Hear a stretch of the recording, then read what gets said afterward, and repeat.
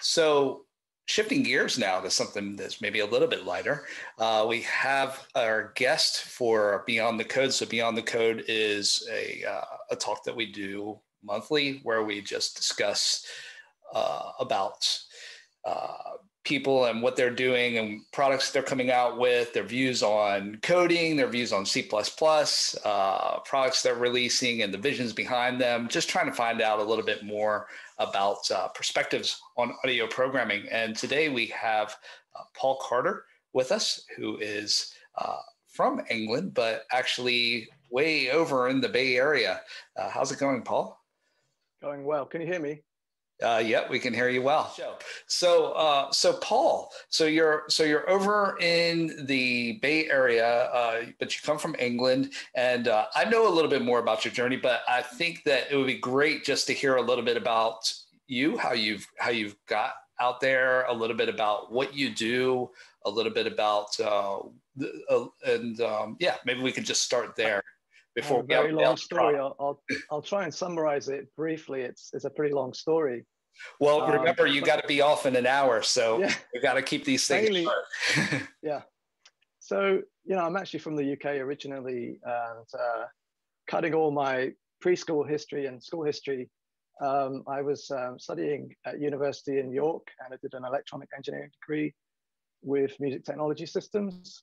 And that's where I first got into audio programming, and the very first thing I did there was some C++ coding for like MIDI handling, very basic stuff. And then I was lucky enough to get a placement at Texas Instruments in France, where I was doing DSP hotline support. And in that year of placement, I was able to pick up some knowledge on DSP coding in assembly language.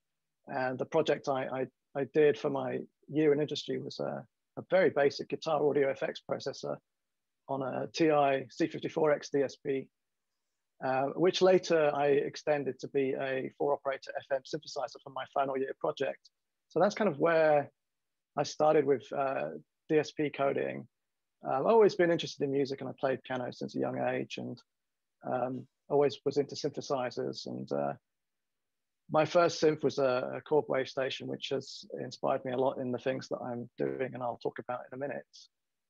But I had a long period of not doing any audio coding, where I was in the consumer electronics industry, just working on digital radio products, developing user interfaces or data processing code for decoding signals like program guides or scrolling text, that kind of thing. And I actually moved out to Hong Kong, and I was there for 7 years, running a small team of engineers. We were doing consumer electronic products like DAB, digital radios, CD players, Walkmans, that kind of stuff. And the reason I got into that side of the industry was because the company that was making those radio receivers was using Texas Instruments DSPs. So that's the link, and that's how I got into that company. And after some time, the British company I was working for closed down, and I switched to an American company doing a very similar thing called IBOC, Inbound On Channel. It's a HD radio standard in the USA. And after a year or so of doing that work, and that company was based in California, very close to the Intel office. That company actually got acquired by Intel, and that's how I found myself working for that company. I did embedded development. I did Bluetooth drivers. I did wearables. I did field support for embedded products. And the wearables group shut down, and I moved into another group, which was an advertising group, where I got to start working on audio again. I got to start working on sound generation and sound processing code.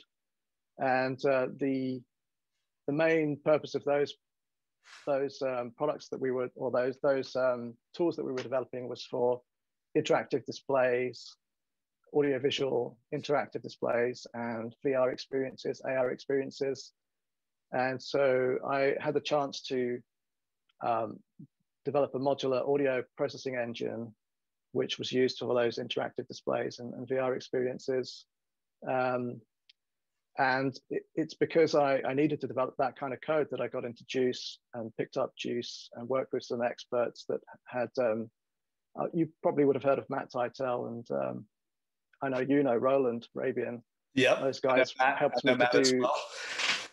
Those guys helped me to do some of the work I did for that tech company, and so I picked up a lot of knowledge from those guys and from those people. Well, they are guys. They are guys. They are guys in this situation. And yeah, so I really learned a lot for about a year or so developing synth code and interactive audio experiences, as we call them. Yeah. They're the kind of things you see in the Intel lobby. We have a massive interactive display panel with RealSense cameras. And we also do things like detect emotions or skeletal tracking through AI. And we use those inputs to drive the music and the sound. My department, unfortunately, was shut down again. And so I was on a 3-month notice, and that's really what kicked off my project Hyperion. And I just thought I should really use my knowledge that I've gained here to develop a product that I can use for one thing, maybe to make money, but also to prove my knowledge and potentially find another job in the future. Yeah. So let me. I'm going to share the screen just to show the actual product that he's just released, and it's been brought out in cooperation with the good friends at Traction. So big shout out to the team at Traction, Roland Rabian, Dave Roland, and the rest of the team. Woody is out there as well, and of course Jules, who is extended family now. So yeah, so you can see. So if you're watching this, then you can see the what Hyperion actually is. But I'll let you just describe what it is, Paul. If you could just describe what people are actually seeing here. Yeah, so Hyperion is a multi-layer modular synth. You have control nodes and voice nodes, and all of those control and voice nodes are polyphonic. So where you see blue and orange nodes there, what's actually happening in the background is that there are up to 16 copies of those running for each voice. And then if you were to scroll down in the UI, you would see potentially effects bus nodes, which are summing. Well, you won't see it necessarily here, but the green. Yeah, if you will actually do scroll down that page, there's an example there. You'll see effects bus nodes, which basically are taking the summed output of the audio output node, which is the mix down of all the voices, and processing a mix down as an effect. The idea for Hyperion for me was to make something that was modular but fairly easy to get to grips with. And I mentioned the Wave Station earlier, and some of the features of Hyperion are kind of inspired by the Wave Station. The fact that you can add multiple layers and then you can do key splits and velocity splits or assign them to different MIDI channels. That's a feature that I really liked in the original Wave Station keyboard. And yeah, I just wanted to extend that and make it much more powerful. With Hyperion, you can send data between each of the layers. So you can have up to 10 modular patches running in parallel. And you can also send effects bus audio between the layers. So, if you wanted to, you can have a layer that was just dedicated to effects bus processing only. And Hyperion also has some data processing nodes and data generating nodes, which let you send out MIDI data either to other layers or to the external world. So you could drive other synths from Hyperion's generative nodes. Wow.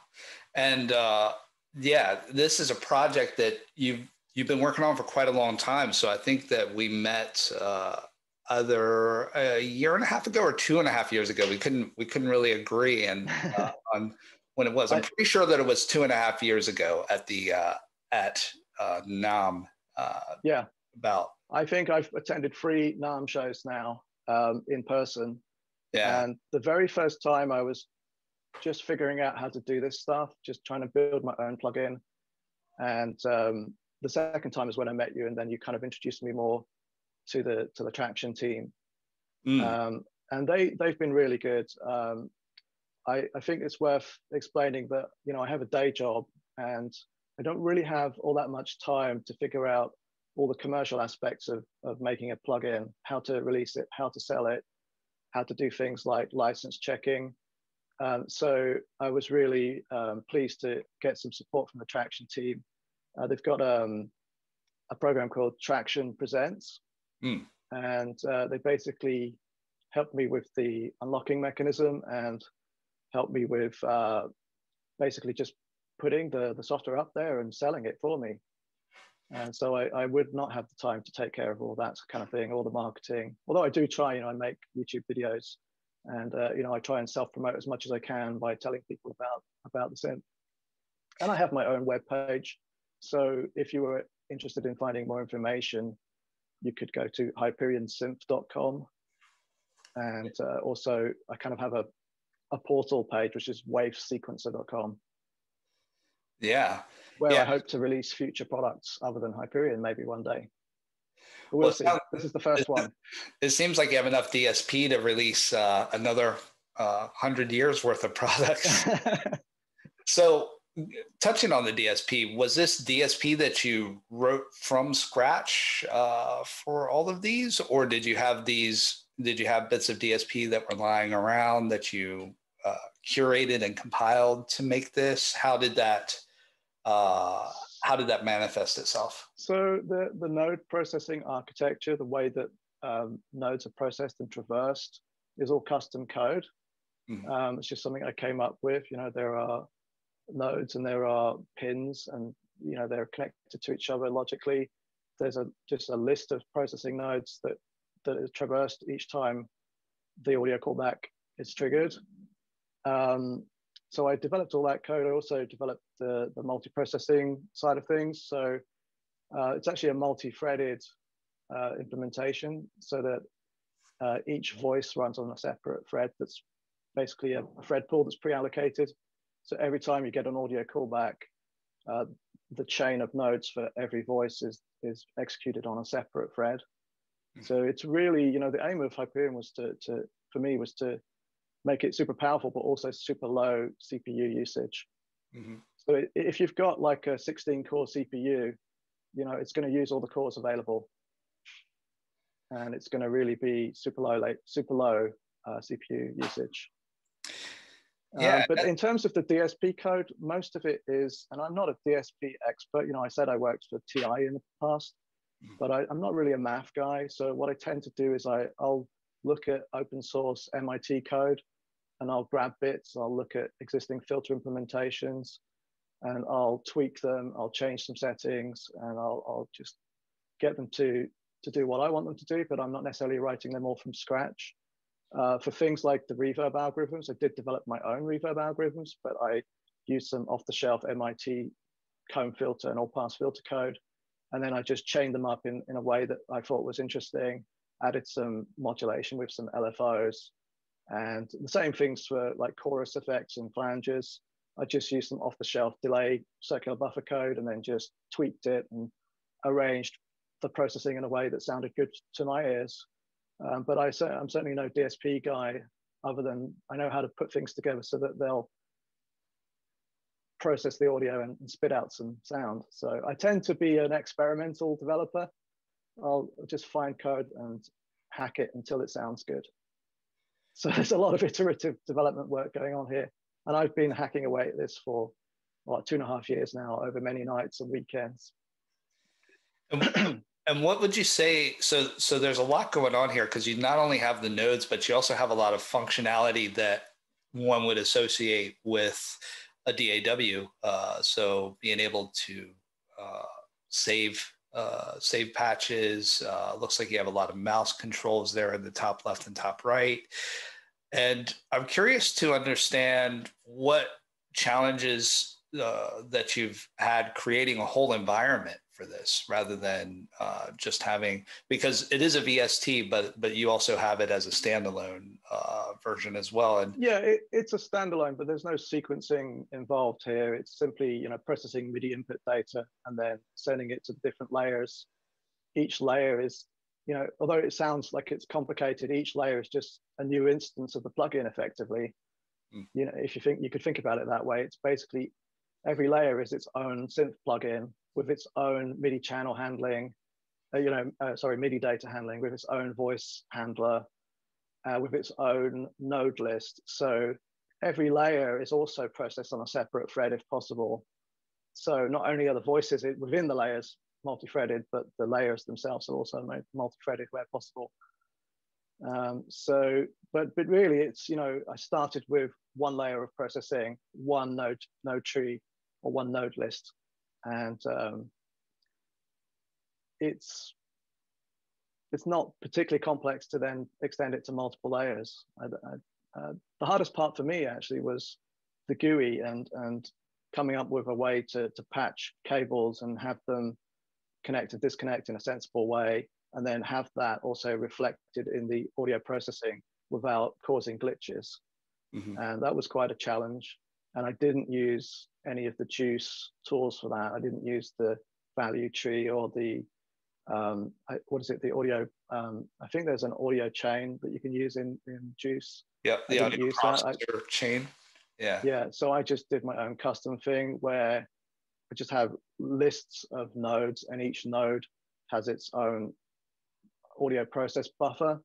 And when you connect one to another, it's basically each node stores a pointer to the pins that it's connected to. And, you know, if it's an audio source pin, then it can read the buffer directly from that other node.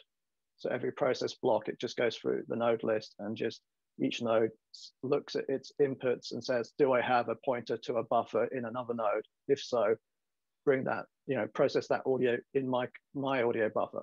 And then the next node is processed, etc. So can I ask you a question about this? So what is actually the advantage then over doing this over like the Juice thing? There is no advantage other than the fact that I didn't really know about the Juice way of doing it at the time. And I figured it would be good to try and anyway do it myself, because I'm learning something here. I'd learned a lot to do this by myself. And also, you know, I'm thinking, you know, maybe in the future I might potentially want to port this code down to an embedded platform. I might not want to use the Juice API. So, you know, where possible, I don't use Juice. I do use Juice for the GUI, obviously, and also for things like a JSON file, which is, you know, the format I use for storing patches. I use other Juice classes like the DSP oversampling class, but that would be easily replaced with my own code if necessary. That's interesting. So I'm just thinking, you know, with portability in mind, to bring it to other platforms in future, maybe. I mean, I would love to make a hardware synth. That's kind of my ultimate goal, but this is like the intermediate step. So, you know, because there are quite a few other Juice classes as well that I think, you know, quite a lot of plugins use, like, you know, the audio buffer class or the value tree, which, you know, quite a lot of applications written in Juice, they make that like the center of the data model. So you're not basically using any of the stuff. I'm not using the audio buffer class. I am using the Juice MIDI classes. So the MIDI iterator, MIDI handling, I am using Juice for that. So in order to receive data or pick a MIDI input device, I am using the Juice classes for that. Do you use the I am using the Juice, of course, I'm using the Juice process block calls, you know, like prepare to play and process audio, and all of the VST related functions like, you know, where it loads the state and saves the state. So that's, you know, that's all standard stuff that Juice implements. And I wouldn't have had the time to figure out all of the VST-free API side of things, or the AU API. So that is where Juice has been super, super useful. But if I were to go and port this to a hardware product, then I guess I don't need the VST-free API in that case. So, you know, all of that stuff can be removed. Another reason that I have this approach is because of the work I did for that company I mentioned, where I'm actually developing similar kinds of audio processing code, but for game engines, where the system audio callback and maybe input notes don't come from Juice. They don't come from Juice's MIDI handling. They come from Unreal or from Unity.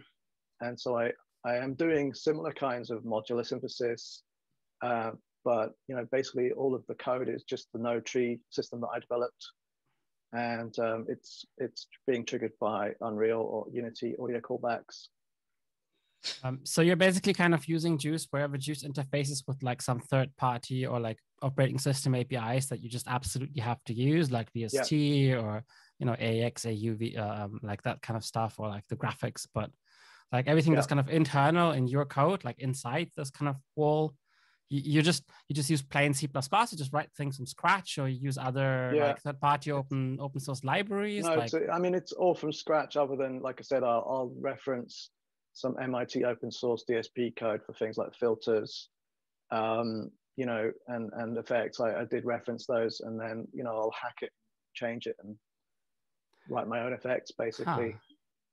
So that's please let me know if I'm like too curious now, because now I'm like, the coder in me is like, oh, so how do you like so one resource I can recommend is Nigel Redmond. Like, if you want to learn about wavetables, you can look at Nigel Redmond's stuff. I think his website's called Ear Level Engineering. And, you know, I've built my own sort of custom oscillators that are similar to the way the WaveStation keyboard does it, with wave sequencing, where I would crossfade between oscillator configurations. You know, and I just, actually, you know, for example, the plucked string oscillator is actually a piece of Juice. I think it's originally from the Juice demo code. There's a plucked string model in the Juice demo code, and then I just took that and hacked it. And I remember it. I wrote that thing when I was applying for a job at the Juice team, which was, I don't know how many years ago. I wrote that thing because they wanted me to write like a demo app. So that was the thing, the plucked demo thing. I remember that. I wrote that many years ago. That's funny that you bring that up now. No one has ever brought it up until now. That's really funny. That's correct. The plucked string model, but I extended it so that, you know, it can handle polyphonic note input, and so that it can handle pitch bends, and it can handle unison detune. So I have a model with all my oscillators. I can basically add detuned copies for doing unison detune, and you can, you know, control the stereo spreading of those unison detuned copies. So for the plucked string oscillator, I've got the same thing. You can basically add detuned copies of the plucked string oscillator, and it is literally just running the algorithm multiple times for each oscillator copy. It's not a chorus effect. The same with the oscillator code. It's just super efficient code, and I think the fact that it runs on multiple threads means that it's actually feasible to run many oscillators at the same time on many layers. Amazing. Timer's going to be looking for his royalties. Okay, one last coding question, because I'm just really curious. So a lot of people use the Juice value tree to like basically hold the whole state of their app like in place, basically, and manage like the state. So if you don't use that, like, how do you have like your own data structure? How does like, can you just say a couple sentences about that? Because that's actually a really complicated problem if you have like a complicated plugin. It is complicated. So I just want to know how you solve it. You know, I have a list of nodes, and they are the processing list that's used in the sort of the core processing. But then I have like a mirror of that list of nodes, which is just the UI node tree. And that's only for one voice, because when you're turning a knob in the UI, you're only editing kind of like a global parameter like the filter cutoff. It affects all the voices at the same time. But what's happening is that mirrored copy of parameters is then, every time the audio thread gets called, it just reads off the values from that UI value tree. And so there's no blocking going on. When I change a parameter in the UI, it's just changing parameters in the UI-based node list. And they're just grabbed every audio frame. So that's how it works, pretty much. Cool, thank you. Yeah, that makes sense. Yeah, very cool. And what are you using? Things like adding and removing nodes, those are done by instantiating all of the node data and the node object itself, like the code that runs the node. Say if you wanted to add a filter into the graph, it creates the object, and then it says, okay, I'm ready to add it to the audio thread. And then in the next audio process block, it sees that there's a flag to say, hey, I've got a new node to add. And then it just adds it to the list. So it's not doing any allocation on the audio thread. All the allocation is done in the UI thread. Oh yeah, of course. Yeah, you have to do that. So I find that really fascinating, because like everyone who writes audio plugins has this problem, and everyone solves it slightly differently. I find this like super fascinating. Yeah, amazing. I think we should do a demo of it really quick. Oh yeah, if you've got the YouTube link, let's hear a quick demo. I do. So here we go.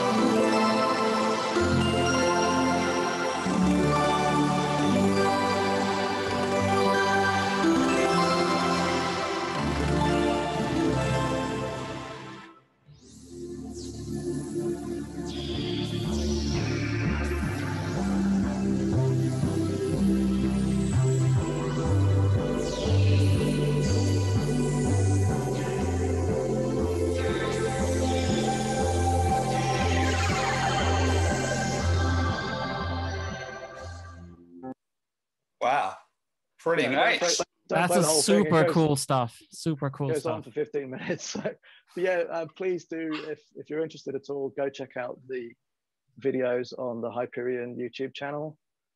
And there's links to all of these sound demos and also some SoundCloud tracks on the HyperionSynth.com website.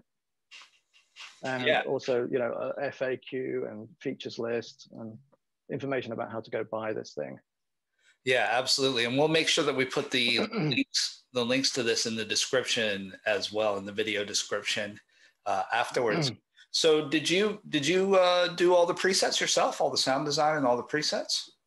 I would say like 99% of the presets are my own. I had a few beta testers contribute a few. So I have added those in, the ones that were quite good. But yeah, 99% of the presets there are my own. There's around 450 presets. And not all of them are sound presets. Some of them are generative patches, or they are aux bus only. So they're just a list of audio processing on the aux bus. So I have a node which is a aux receive node, and then you can just process the aux bus in a layer and only do that. And that's really useful if you want to save CPU time. So you can send audio from multiple layers to one single layer that's only doing the reverb. If your CPU is not that powerful, then you can just do all the reverb just on one layer. But there's nothing stopping you. And in most of my patches, in my combi patches, I tend to use reverb independently on each layer because I just like the way that sounds. I like to have the flexibility to have a short reverb on some sounds and a long reverb on others. Yeah, and you can basically patch up the effects any way you like. You can design your own sort of mega reverbs by combining multiple reverbs and mixing them together, and chain up as many choruses or flanges or distortions as you want to. There's no limits to how much you can chain up really, other than your CPU processing time. And I guess one of the other fairly no limit things is there is a limit to it, but in terms of modulation sources, I did have to set a limit, but you can connect up to 16 sources to every modulation input pin. And I think, in most scenarios, most people won't use more than 16 modulation sources going to a modulation input pin. It's usually enough. I tend to only use 4 or 5 modulation sources, say, if I want to modulate the filter cutoff. Yeah. Amazing. And you had mentioned before the call about that you wanted to make this compatible with game engines as well. So what are the challenges of doing that? So that's nothing to do with Hyperion. That's more to do with the Intel work. So that's just the side of the work that I do for Intel. It's interactive displays, VR, AR experiences, and the work I do there is all about showing off technology which is related to Intel GPU or AI processing. So the sound aspect is just a side part of the whole demo. It's really just a way of showing off something interesting.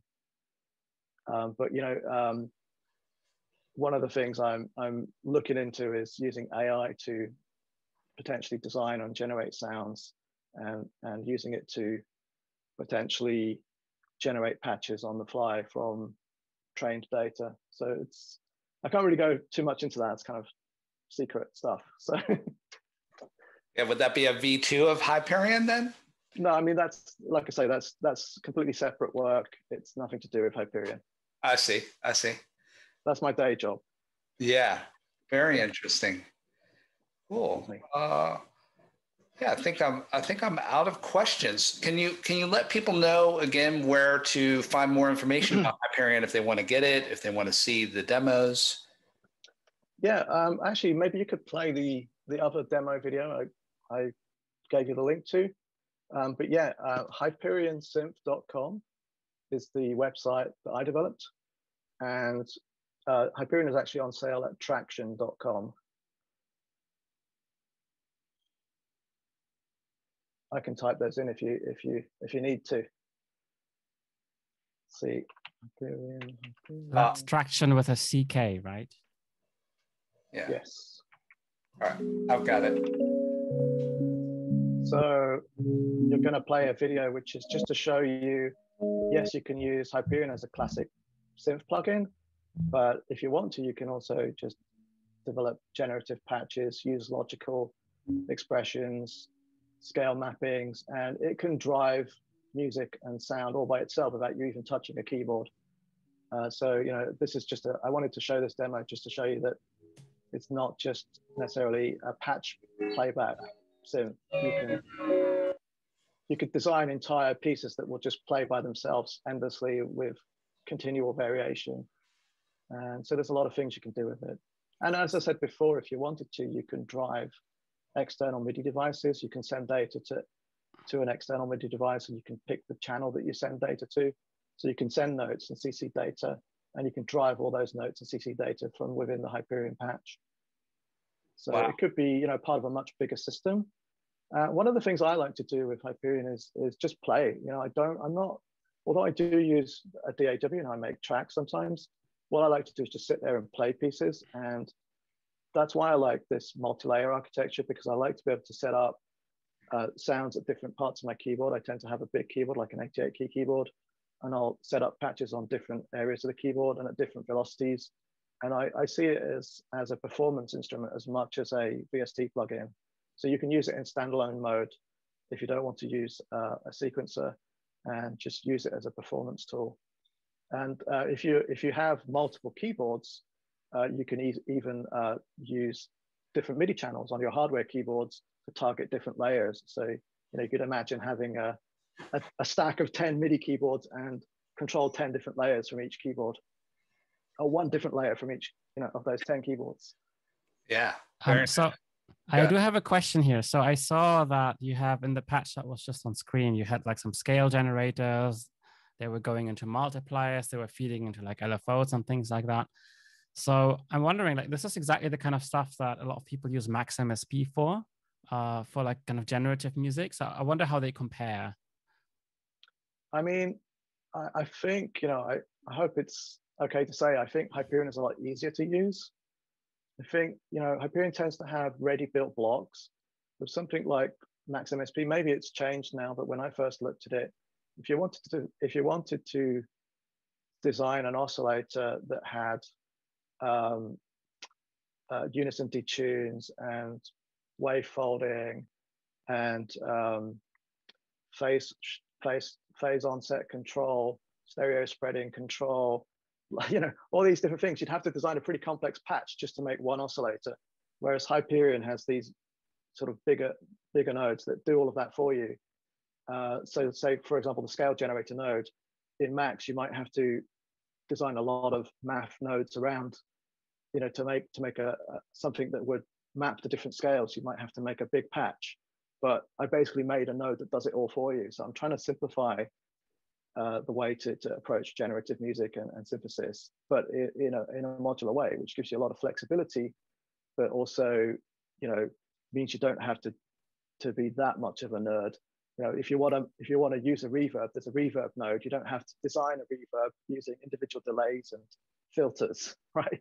You don't have to lay out your comb filter architecture and control all the delays. You just use the reverb node. So it's a lot simpler to use, I think, than something like Max. Some people compare it to Reactor, and I would say it's also simpler to use than Reactor. It's difficult to say what you can compare it to. I didn't design it with competing with another synth in mind. I just designed it because I wanted to have a fairly approachable modular system that let me layer and split lots of sounds and have low CPU overheads. And it's just kind of organically grown based on the features that I wanted to see in a modular synth.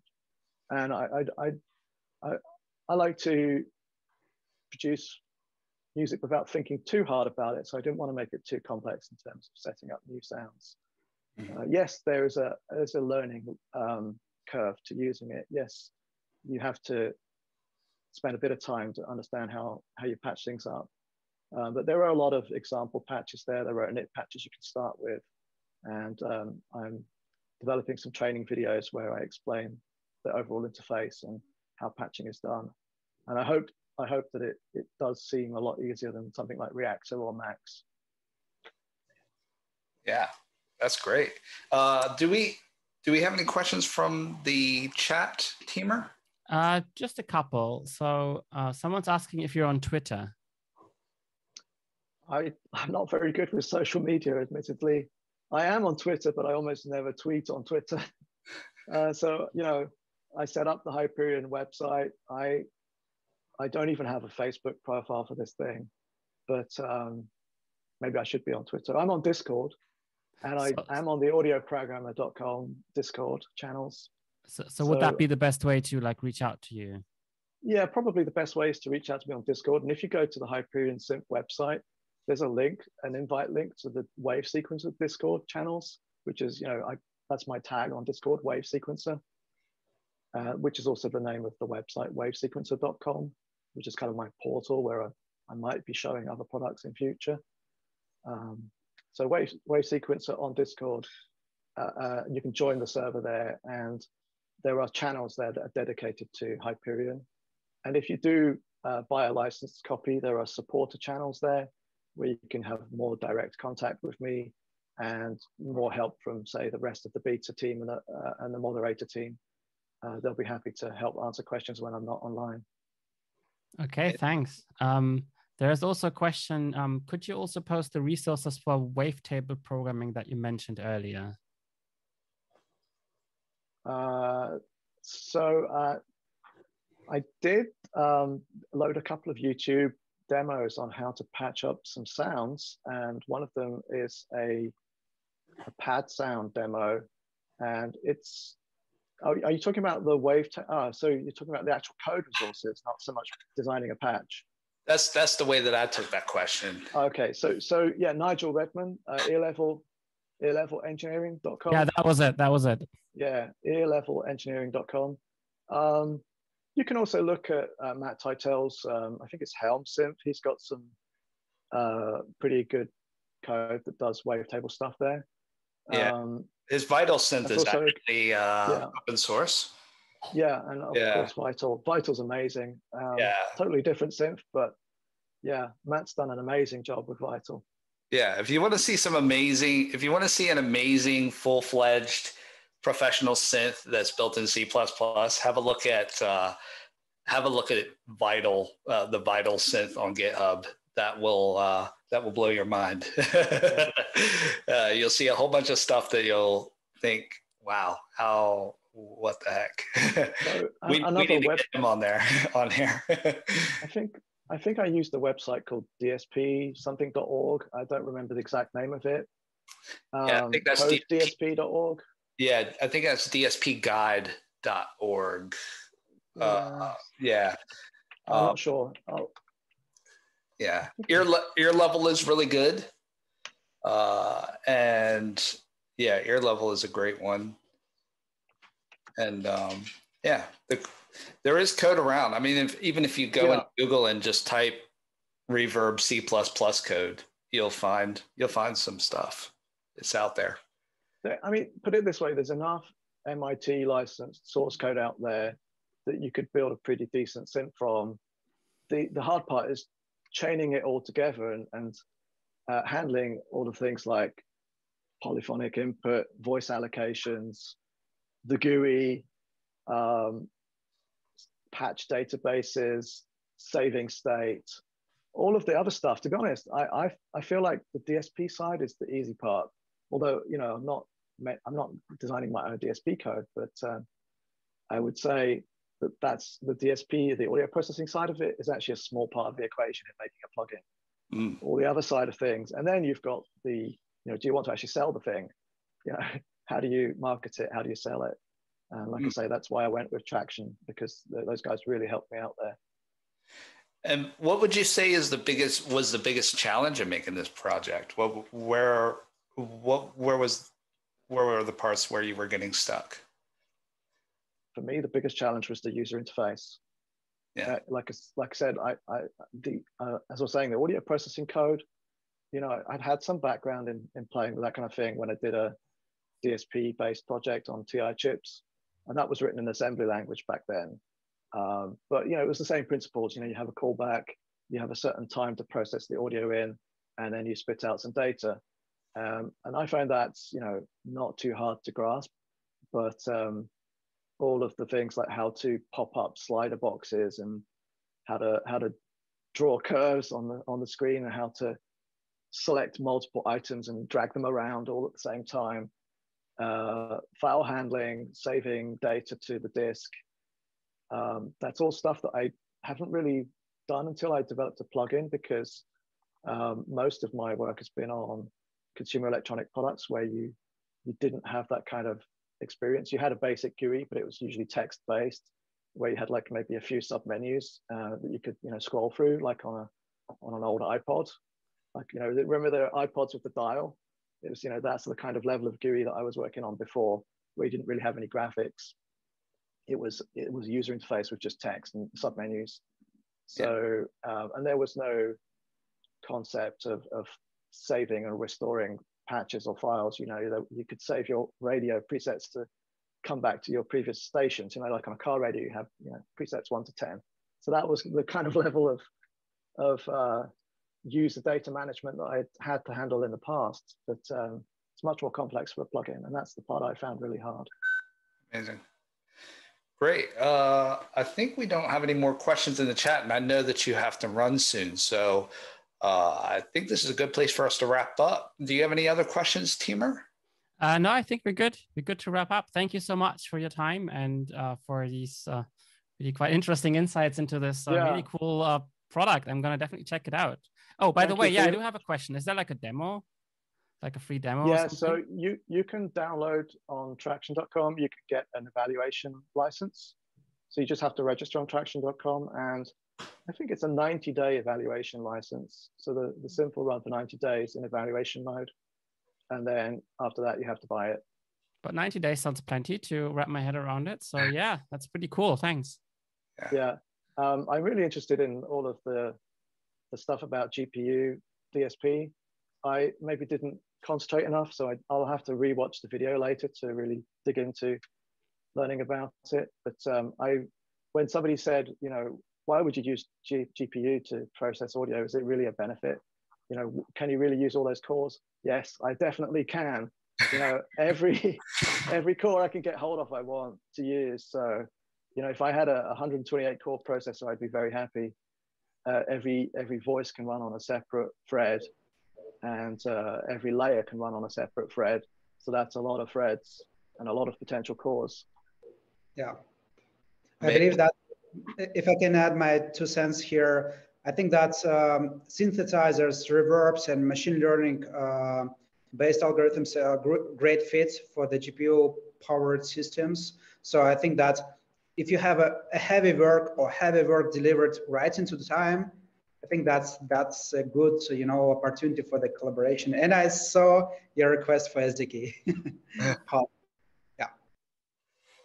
Amazing stuff. And yeah, I think that's a great place for us to wrap up. So yeah, once again, thank you to our sponsors, Juice, Sonics, and Focusrite for sponsoring the Audio Programmer Meetup. And thank you to the GPU audio team and to Paul for joining us and sharing this valuable information. I think a lot of people are definitely curious and really inspired now. So thank you very much for sharing your time.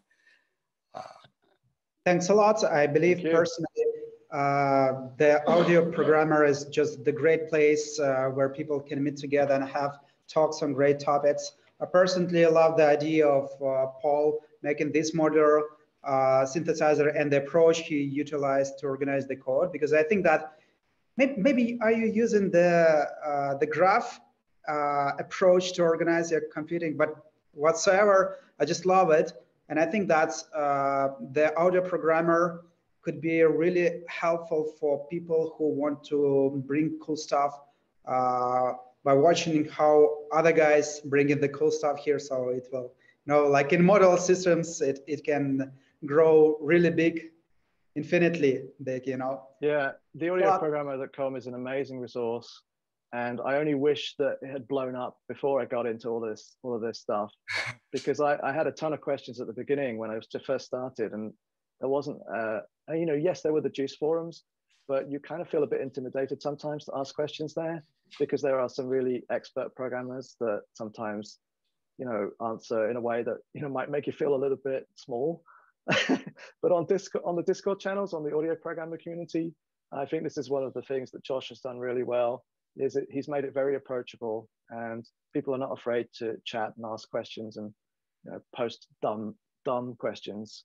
And every level of engineer is there, from just starting to learn C++ to PhD DSP guys. So it's a brilliant resource. Yeah, I can double that. It's a pity that audio programmer wasn't there 7 years ago when I started to research this field. Yeah, thank you very much. But thanks to all of you for really sharing your knowledge, because it's really your knowledge and experience that really helps out the community at large. And people like Teamer, and all the talks that you've done in the community have been really influential on the next generation of audio developers. So I'm just humbled to actually be part of this, and just to have the opportunity to have you on the channel. I mean, it's very humbling for me.